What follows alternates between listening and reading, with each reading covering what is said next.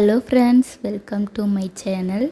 இன்றைக்கி morning breakfast பார்த்திங்கன்னா uttapam, onion uttapam தாங்க செஞ்சுருந்தேன்.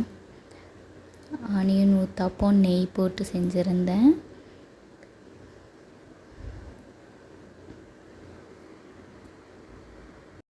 எங்கள் வீட்டுக்கார் பார்த்திங்கன்னா ஸ்விக்கி ஓட்டுறதுக்கு கிளம்பிட்டார் காலையிலேயே. அவர் தான் கேட்டார், ஆனியன் ஊத்தாப்பமும் எக் ஆனியன் ஊத்தாப்பமும் 2 வேணும் அப்படின்னு சொல்லிவிட்டு, அவருக்காக நான் செஞ்சேன்.